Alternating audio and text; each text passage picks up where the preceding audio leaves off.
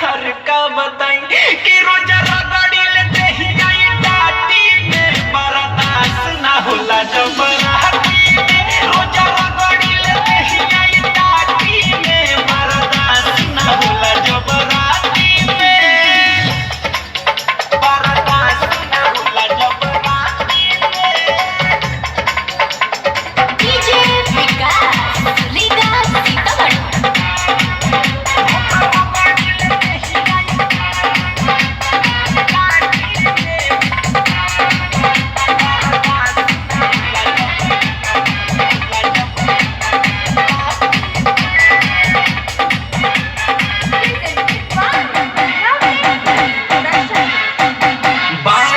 हम पगलाइल रे तोनी ना मोहाइल रे।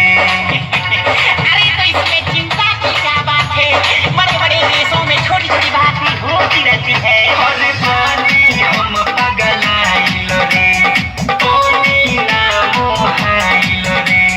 जब सीधा गल लौट के फेरू वापस नहीं आइल रे। दिल पर चोट बला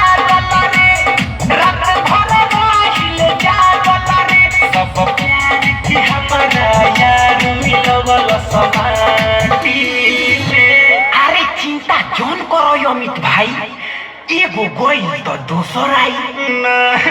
हम रंगे चाहे हर रोज रगड़ी लेते ही आई टाटी में बर्दाश्त न होला जबराती में। रोज रगड़ी लेते ही आई टाटी में बर्दाश्त न होला जबराती में।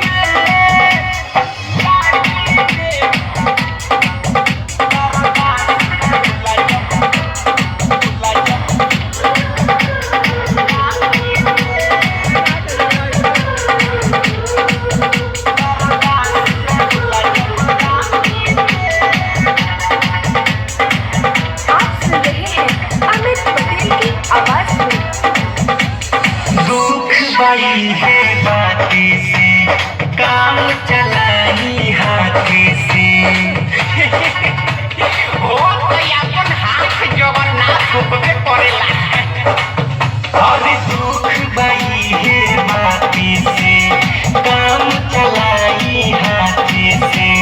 बिन करा हम जी अब कैसे सोचता राती से।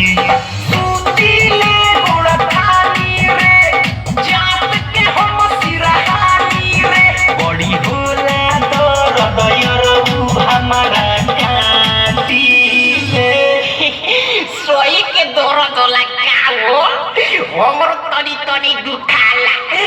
चुप साले कि रोजा रगड़ी लेते ही आई टाटी में बर्दाश्त न होला जबराती में। रोजा रगड़ी लेते ही आई टाटी में बर्दाश्त न होला जबराती में। जब से वो छोड़ के भागल रे भइनी यार हम पागल रे।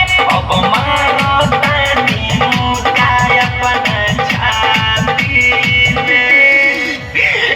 दादा कोनो एक गिलास पानी नहीं के देत कि पी के मर जाई। कि रोजा रगड़ी ले देही आई टाटी में बर्दाश्त न होला जबराती में। रोजा रगड़ी ले देही आई टाटी में बर्दाश्त न होला जबराती में। आइए दोस्तों, बहुत ही बेहतरीन।